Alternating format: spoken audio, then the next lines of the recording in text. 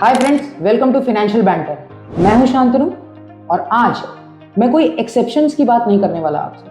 आज मैं बात करूंगा उन लोगों की जो 9 to 6, 9 to 7, 9 to 9 काम करते हैं, डेली ऑफिस जाते हैं और सैलरी अर्न करते हैं। पर सैलरी आते ही EMI, rent, credit card payments, subscriptions बहुत सारे, ग्रॉसरी, सब कुछ खत्म हो जाता है। अगर आप उन्हीं में से हो और फाइनेंस को लेकर स्ट्रगल कर रहे हो या डेट के स्पाइरल में फंसे हुए हो तो ये वीडियो आपके लिए। इंटरनेट पे आप रोज सुनते हो ना, ट्रेडिंग कर लो, क्रिप्टो कर लो, एसआईपी कर लो, एफडी बेकार है, या फिर 1% यहाँ से इंटरेस्ट बच जाएगा, यहाँ से ज्यादा मिल रहा है 1%, वहां से कम मिल रहा है। सारे फाइनेंशियल हैक्स आजकल सारे फाइनेंशियल इन्फ्लुएंसर्स कभी इंस्टाग्राम पे कभी यूट्यूब पे आके देते रहते हैं, जिनको आज तक बैंक का बी, फाइनेंस का एफ और लोन का भी नहीं सुना होगा। बस उन्होंने किया क्या है, दूसरे का कंटेंट कॉपी करो या किसी फॉरेन इन्फ्लुएंसर का कंटेंट कॉपी करो, उसको थोड़ा सा फनी बनाओ और अपने खुद के फॉलोअर्स कमाओ। पब्लिक का क्या, पब्लिक वो क्या होता है। मैंने अपने 15 साल के बैंकिंग और फाइनेंशियल करियर में 10,000 से ज़्यादा लोन एप्लीकेशंस प्रोसेस करे हैं, करवाए हैं, रिलुक किए हैं और हासिल किया है। Based on my experience, problem loan में नहीं है, लोन लेने में नहीं है, प्रॉब्लम होता है इंटरेस्ट रेट। इंडिया में आज क्रेडिट कार्ड पे जो इंटरेस्ट रेट है वो 30 से 40% है। पर्सनल लोन पे वही रेट ऑफ इंटरेस्ट 10% से लेकर 20% तक है। वो वेरी करता है प्रोफाइल टू प्रोफाइल और bank to bank. Bike loan पे वही रेट ऑफ इंटरेस्ट 9 to 12% है और होम लोन पे 7.5 से लेकर 10% पे आराम से मिल जाता है। पर ये मैं क्यों बता रहा हूँ, क्योंकि हम सारे लोन्स को एक ही नज़र से देखते हैं और यही गलती हो जाती है। अब मैं आपको एक रियल सिचुएशन समझाता हूँ। क्योंकि मैं फाइनेंशियल कंसल्टिंग करता हूँ तो मेरे पास केसेस आते रहते हैं।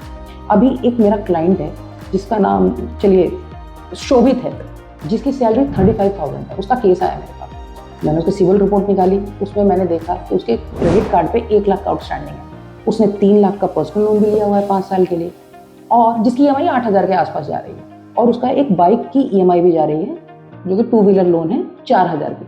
टोटल ईएमआई हो गई 17,000 रुपये। 35,000 की सैलरी, 17,000 का ईएमआई, उसके बाद फ्यूल, रेंट, ग्रॉसरी पे मान के चलिए 15 से 18,000 रुपये खर्च हो जाते हैं। तो टोटल ईएमआई अगर उसकी हम समअप करें, क्योंकि क्रेडिट कार्ड पे 1 लाख का बैलेंस है तो बैंक उसका 5% लेता है एज अ मिनिमम ड्यू, जो उसको ईएमआई की तरह ऑब्लिगेट करता है। तो टोटल ईएमआई कोई 17,000 रुपये, ठीक है। 15 से 18,000 रुपये हो गए महीने के खर्च। तो बचा क्या 35,000 की सैलरी में? 1-2 हज़ार, और वो भी इधर उधर के खर्चे हो ही जाते हैं। महीने के एंड में अगर कुछ नहीं बचा तो फिर हम क्या करेंगे? अगर एक बार भी एक्स्ट्रा खर्चा हो गया, जैसे कि फेस्टिवल्स पे, मेडिकल इमरजेंसी हो गई, या फिर कोई खर्चा जो क्रेडिट कार्ड स्पेंडिंग का हो, या कहीं पे कुछ किसी को लेना देना पड़ गया, तो क्या करेंगे?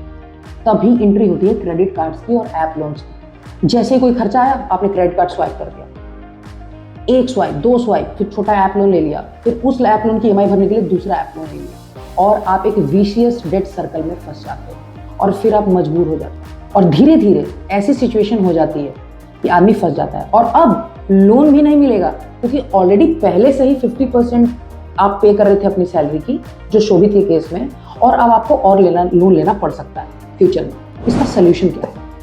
अगर क्रेडिट कार्ड आउटस्टैंडिंग और पर्सनल लोन के आउटस्टैंडिंग को एक जगह हम क्लब कर दें और थोड़ा सा एक्स्ट्रा अमाउंट ले लें बाइक के लोन को क्लोज करने के लिए, जो कि 70 से 80 हज़ार था इस केस में, और एक बैंक से 5 साल के लिए करा दें और रेट ऑफ इंटरेस्ट मान लेते हैं 12% हो, तो टोटल लोन अमाउंट हो गया 4.7 लाख। एट 12% 5 साल पे उसकी ईएमआई आएगी 10,500 के आसपास, और सिर्फ आपका एक लोन हो जाएगा। जहां हम अभी तक 18,000 की ईएमआई दे रहे थे, अब हमारा बाइक लोन भी बंद हो गया, क्रेडिट कार्ड आउटस्टैंडिंग भी 0 हो गया, और वो जो 3 लाख का पर्सनल लोन था वो भी मर्ज हो गया। जब हमने सारे लोन्स को क्लब किया तो टोटल लोन अमाउंट हो गया 4.7 lakh at 12% rate of interest, जिसकी 5 साल की ईएमआई बनी 10,500 के आसपास। सारा लोन मर्ज हो गया, अब एक ही लोन बचेगा। मतलब बैंक्स बोलते हैं अगर सैलरी का, अगर आपकी 50,000 से कम है, ठीक है, सैलरी आपकी 50,000 से कम है, तो उसका 55 to 60% तक ही आप ईएमआई देने के काबिल होते हो। मतलब शोभित जो पहले 3-4 लोन चला के महीने के 18,000 की ईएमआई दे रहा था, अब सारों को क्लब करके वो 10,500 की ईएमआई दे, ठीक है। इसी तरीके से 7,500 रुपये की मंथली सेविंग हो गई। उसकी सेविंग नहीं कही, ईएमआई फ्री हो गई, तो उसके पास लिक्विडिटी आ गई। लिक्विडिटी जो कि कभी वो इमरजेंसी अगर उसके साथ आ गई फ्यूचर में, तो वो लोन लेने के लायक रहेगा। किसी भी बैंक में अप्लाई करेगा और उसको आराम से 2-3-4 लाख का लोन आराम से मिल जाएगा। अब ये होता कैसे? बैंक्स बोलते हैं अगर सैलरी आपकी 50,000 से कम है तो सैलरी का 55 to 60% तक आप EMI दे सकते हैं। मतलब 35,000 का 60% निकालते हैं तो 21,000 आता है, ठीक है। और अभी की EMI शोभित की कितनी है? 10,500, यानी 10,500 की EMI अभी भी दे सकते हैं। अब एक और रियल केस समझो।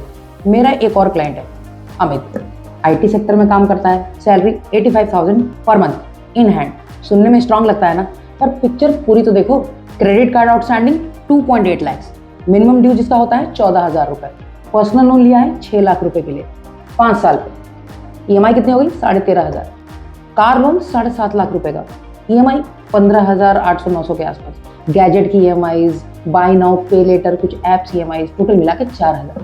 टोटल EMI हो गई 47,300-400। अब डेली लाइफ के खर्चे देखिए, रेंट 18,000, फ्यूल ट्रैवल मिला के 6,000, ग्रॉसरी प्लस यूटिलिटीज मिला के 10,000, सब्सक्रिप्शंस में ले लो मिसलेनियस हो गए 4-5,000 रुपए के इधर उधर के एक्सपेंस। टोटल एक्सपेंस हो गया 29,000 रुपये। मंथ के एंड में मैथ सिंपल है बॉस, 85,000 की सैलरी हो गई, 47,000 के आसपास की EMI हो गई और 38,000 के एक्सपेंसेस हो गए। मतलब टेक्निकली जीरो बैलेंस लाइफ। और अब जब कभी रिक्वायरमेंट आ गई किसी चीज़ की, जैसे कहीं ट्रैवल करना है, कोई मेडिकल है, फैमिली फंक्शन है, ये बस थोड़ा लाइफ एंजॉय करने का मन हो जाए, तो क्या करेंगे? क्रेडिट कार्ड स्वैप करेंगे, छोटे छोटे लोन्स लेंगे बाय नाउ पे लेटर ऐप्स पे, लिमिट और ज़्यादा बढ़वाएंगे, इंटरेस्ट और तेजी से बढ़ेगा। हाई सैलरी तो है पर साइलेंटली डेट में फंस रहा है वो मेरा क्लाइंट।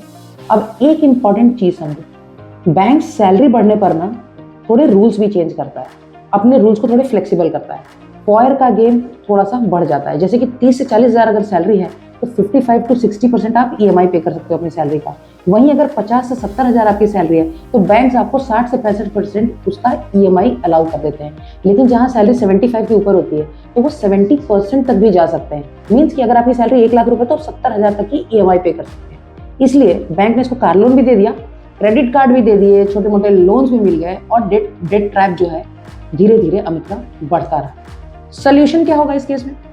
अब इस केस को दूसरी स्ट्रैटेजी से भी हम कर सकते हैं। इसमें ऐप लोन्स भी इंट्रोड्यूस हो चुके हैं, तो हमें एक ऐसा फाइनेंशियल ढूंढना पड़ेगा जो ऐप लोन्स, क्रेडिट कार्ड्स और फ्रेश फंडिंग और पर्सनल लोन सबको मर्ज करता हो, थोड़ी सी फ्रेश फंडिंग भी देता हो। तो क्रेडिट कार्ड आउटस्टैंडिंग हो गई 2.8 लाख, ठीक है। पर्सनल लोन हो गया 6 लाख का, छोटे मोटे लोन हो गए 1 लाख के जो ऐप लोन्स हैं, ठीक है। और थोड़ा 1 से 1.5 लाख रुपए हम ले लेते हैं लोन्स को क्लोज करने में। तो न्यू कंसोलिडेशन लोन कितने का हो गया? 11.3 लाख रुपए का, मतलब 11.5 लाख ले लो। 11.5% या 11% का भी रेट लगाते हैं ना 5 साल पे, तो EMI 25,000 के आसपास आ जाएगी। अब आप कंपैरिजन देखो, पहले EMI थी 47,000 के आसपास, अब EMI है 25,000, तो 22,000 का रिलीफ हो गया ना। बस थोड़ा सा समझने की वो है। इमरजेंसी फंड बन सकता है इसमें, क्रेडिट कार्ड डिपेंडेंसी बंद हो सकती है और आपका कंट्रोल में आ गया। अब आपको फ्यूचर में सस्ता लोन भी मिल सकता है, आपको ऐप लोन पे नहीं जाना पड़ेगा। अगर आपकी सैलरी ठीक है तो आप आराम से ICICI, HDFC या अच्छे बैंक से लोन ले सकते हो, क्योंकि अभी फॉयर बच गया ना आपका। प्रॉब्लम सैलरी कम या ज़्यादा होना नहीं है, प्रॉब्लम लोन लेना भी नहीं है। प्रॉब्लम है high interest plus scattered loans. Problem है फॉयर का गलत यूज। बैंक रूल्स आपको लोन देने के लिए बनाता है, आप पर डेट चढ़ाने के लिए नहीं बनाता। वो तो चाहता है कि आप उसका लोन दो, सारा इंटरेस्ट भरो और वो भी कमाए और आप भी खुश रहो, आपका भी काम हो जाए, उसका भी तो काम हो जाए। क्योंकि बैंक डिपॉजिट्स क्यों लेता है? लोन देने के लिए तो लेता है, बस वो चाहता है कि गलत लोन ना जाए। अब बात करते हैं ओवरऑल डेट कंसोलिडेशन सोल्यूशन की, कि कौन से बैंक्स हैं और आपके पोर्टफोलियो में कौन कौन से लोन चल रहे हैं, तो कौन सा बैंक बेस्ट रहेगा। तो क्रीम बैंक्स हो गए ICICI, HDFC बैंक। तो अगर आपके सिर्फ बड़े बड़े पर्सनल लोन्स अच्छे अच्छे फाइनेंसर से चल रहे हैं और आपको चाहिए रेट ऑफ इंटरेस्ट को कम कराना और लोअर प्रोसेसिंग फीस, तो आप HDFC, ICICI, कोटक, एक्सिस जैसे बैंक्स को ट्राई कर सकते हैं। लेकिन अगर आपके पास क्रेडिट कार्ड आउटस्टैंडिंग ज़्यादा है और आपके ऐप लोन्स भी चल रहे हैं बहुत सारे, तो अगर सिर्फ क्रेडिट कार्ड आउटस्टैंडिंग ज़्यादा है, मान लीजिए आपकी सैलरी के 5 times 6 times credit card outstanding चला गया है, तो कुछ NBFCs और कुछ बैंक्स हैं, जैसे कि NBFCs में लेते हैं तो टाटा कैपिटल हो गया, ठीक है, आपका मुथूट हो गया, आपका चोलामंडलम हो गया, आपका SMFG हो गया। ये NBFCs क्या करते हैं, सारे क्रेडिट कार्ड आउटस्टैंडिंग को और पर्सनल लोन्स को एक में मर्ज कर देते हैं, पर ऐप लोन्स का बीटी नहीं करते। ऐप लोन्स का बीटी ये इसलिए नहीं करते हैं क्योंकि जब भी कोई बैंक बैलेंस ट्रांसफर कराता है तो वो एक डिमांड ड्राफ्ट बनाता है और वो डिमांड ड्राफ्ट प्रिंसिपल आउटस्टैंडिंग का जिस भी लोन को आप बीटी करा रहे हैं आपको अपने रिस्पेक्टिव बैंक में जाके जमा करना होता है, तभी आपका लोन बंद होगा। और इन ऐप लोन्स के साथ दिक्कत क्या होती है कि इनका कोई ऑफिस तो होता नहीं है और ये डीडी लेने से मना कर देते हैं। इनको चाहिए होती है डायरेक्ट अकाउंट में पेमेंट, लोन अकाउंट में पेमेंट आप करेंगे, क्योंकि इनका बैंकिंग पार्टनर कोई बैंक होता है, इनके पास लाइसेंस तो होता नहीं है ऑपरेट करने का, ये पैसे ले नहीं सकते अपने से, इनके पास कोई सेविंग अकाउंट या करंट अकाउंट तो होता नहीं। अब बात करते हैं कि अगर किसी के मल्टीपल ऐप लोन चल रहे हों, क्रेडिट कार्ड्स भी हों, तो कौन सा बैंक हमें जाना चाहिए। तो अगर सिर्फ आपको ऐप लोन्स बीटी कराने हैं, 2-3 पर्सनल लोन बीटी कराने हैं और 2-3 आपके पास क्रेडिट कार्ड है जिन्हें बीटी कराना है, तो आपको जाना चाहिए पूना वाला फाइनेंस। अभी रिसेंटली जो है उनकी एक पॉलिसी आई हुई है और वो बेसिकली डेट कंसोलिडेशन ही करते हैं। आपको SMFG भी जाना चाहिए, ठीक है। तो ये कुछ ऑप्शंस हैं जिनसे हम एक ब्रॉडर पर्सपेक्टिव लेके चलेंगे तो आराम से हमारा डेट कंसोलिडेशन हो जाएगा, VCS सर्कल से निकल पाएंगे हम डेट ट्रैप के, ऐप लोन्स हमारे बंद हो पाएंगे, क्रेडिट कार्ड आउटस्टैंडिंग्स हमारी लिमिट में आ पाएगी, हायर टेन्योर के लिए हमें लोन मिल पाएगा, लिक्विडिटी स्टैब्लिश हो पाएगी और इमरजेंसी फंड के लिए हमारी प्रोफाइल अवेलेबल हो जाएगी। अगर आप यहाँ तक आए हो ना और आप उन 5% लोगों में हो जो अपना फाइनेंस समझते हैं, ठीक है, बस हो सकता है कि आप भी किसी डेट में हो या आप ना हो तो आपके आसपास के लोग भी हो सकते हैं, आपके दोस्त, आपके कलीग्स जो EMI ट्रैप में फंसे होंगे। इस वीडियो को आज एक इंसान के साथ, उस एक इंसान के साथ आप शेयर कर दो, ठीक है। आपके फाइनेंसेस समझ सकते हैं, आप मुझसे कंसल्ट भी कर सकते हैं। आपके फ्यूचर के लिए एक काम करो ना please, subscribe to financial banter, इस बेल आइकन को दबा दो, क्योंकि हो सकता है अगला जो वीडियो हम बनाएंगे वो आपकी EMI से ज़्यादा इंपॉर्टेंट हो। Thank you so much for watching this video, bye bye.